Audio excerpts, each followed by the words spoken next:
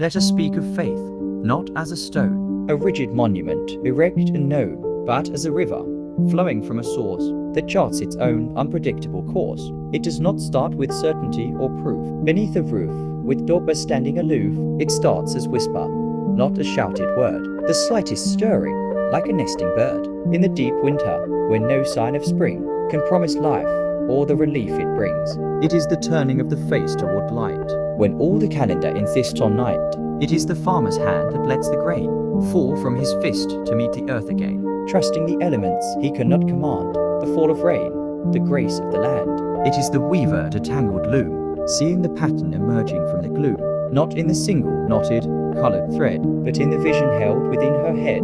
It is the sailor on a starless sea, who steers his ship by what he feels must be a pull, a current, an internal chart, a compass pointing from the human heart. This is not blindness, no, it is a sight that sees beyond the immediate of night. It is the parent, watching their child fall, knowing that getting up outweighs the small sting of the scraped knee and the sudden tear. It is the courage that conquers fear. It is the breath drawn after so much grief, the stubborn, fragile, and resilient leaf that unfurls green after the fire has passed, holding the memory of a future vast. For faith must walk with doubt to know its strength. They are two travelers on the road at length. Doubt is the question, faith is the reply, that echoes back from an unclouded sky. It is not the absence of the chilling fear, but is the voice that says, I still am here, and I will walk, though I cannot see the end. It is the wounded and the trusted friend. It is the will that, when the water's low, reveals a depth we did not seem to know. It wears no single uniform or name. It is a universal, quiet flame. It is the scientist who seeks the truth, believing in the order of her youth, that patterns lie in chaos to be found, a symmetry in all that spins around.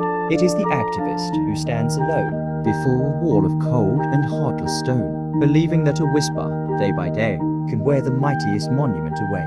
It is the kindness offered without cause, the healing in the midst of broken laws. It is the bridge we build across the chasm of our own sorrow, our own private schism. It is the architecture of the soul that makes the fragments of us somehow whole. It is the narrative we choose to live, the imperative to love and to forgive. It is the anchor in the storm's release, the final and the fundamental piece. It is not what we have, but what we are. It is the journey, not the distant star.